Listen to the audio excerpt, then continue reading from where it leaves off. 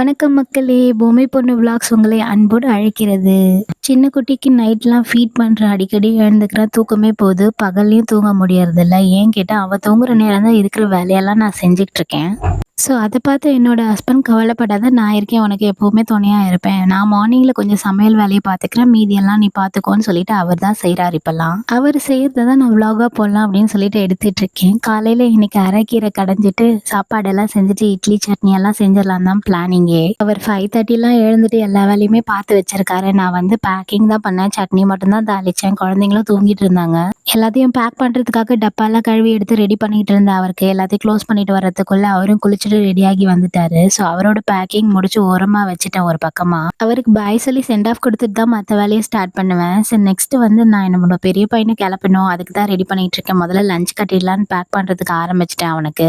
குட்டி பையனுக்கு கியூட்டா குடுக்கணும்னு தான் ஆசை. ஆனா அதெல்லாம் டைம் இல்ல. ஏன்னா சின்ன குழந்தையும் பார்க்கணும் இல்லைங்களா? அதனால நான் என்ன சமைக்கிறனோ அத தான் குடுப்பேன். அதுவும் ஹெல்தியா தான் குடுப்பேன். கீரை, சாம்பார், காய்கறிலாம் போட்டு சாதம் அந்த மாதிரி தான் நான் அவனுக்கும் குடுப்பேன். சும்மாலாம் குடுத்துற மாட்டேன்.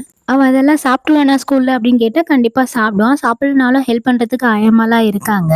அது மட்டும் இல்ல, நான் எல்லா சாப்பாட்டையும் குடுத்து தான் பழகியிருக்கேன் அவனுக்கு. எது குடுத்தாலும் சாப்பிடணும் அப்படின்னு சொல்லியே சின்ன வயசுலேருந்தே ஊட்ட ஆரம்பிச்சதால தான் இன்னைக்கு அவன் எல்லாத்தையுமே சாப்பிடுறான்.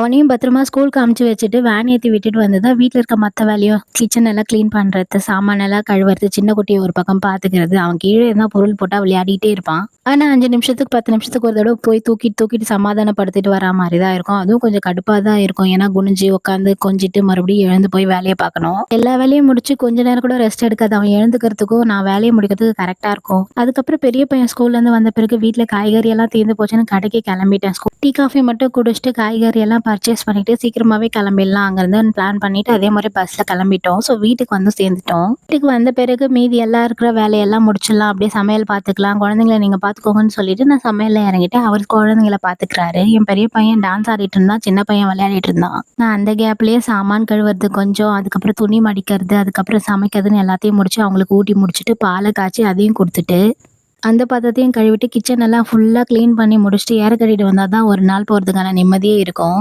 இல்லைன்னா மார்னிங் வந்து மறுபடியும் மெஸ்ஸியான கிச்சனை பார்த்தா அப்பவே தலைவலி ஸ்டார்ட் ஆயிடும். ஐயோ அப்படின்ற மாதிரி இருக்கும். இதுவே கொஞ்சம் கிளீனா இருந்தா கொஞ்சம் பெட்டரா இருக்கும் வேலை செய்யறதுக்கு. ஸோ நாங்க டெய்லியுமே நைட்ல வந்து ஃபுல்லா கிளீன் பண்ணிட்டு படுத்துருவேன். அவருமே ஃபுல் சப்போர்ட் பண்ணுவார் எனக்கு. நான் வேலை செஞ்சா அவர் குழந்தைய பார்த்துப்பாரு, நான் குழந்தைய பார்த்துக்கிட்டா அவர் கொஞ்சம் வேலை செஞ்சிருவாரு. நீ அதை தான் செய்யணும், நான் இதை தான் செய்யணும்னு சொல்லிட்டு இங்க டைம் டேபிள்லாம் போட்டு செய்ய முடியாது. ஒருத்தருக்கு ஒருத்தர் விட்டு கொடுத்துட்டு போகணும்னா, ஏன்னா ஒருத்தரோட மூட் ஸ்விங்ஸும் உடம்பும் ஒரே நாள் போல எல்லா நாளும் இருக்காது. ஒருத்தருக்கு ஒருத்தர் விட்டு கொடுக்கறது தான் அன்புமே. அது மாதிரி தான் எங்க லைஃபும் போகுது. எங்களுக்குள்ளேயும் சண்டையெல்லாம் வரும். அதையெல்லாம் தாண்டி தான் நம்மளோட குடும்பத்தை நல்லபடியா வளர்க்கணும். நம்மளோட வீடியோஸ் பிடிச்சவங்க லைக் அண்ட் ஷேர் பண்ணுங்க, கமெண்ட்ஸ் பண்ணுங்க, மறக்காம சப்ஸ்கிரைப் பண்ணிக்கோங்க. உங்களிடமிருந்து விடை பெறுவது உங்கள் பொம்மை பொண்ணு. பாய்.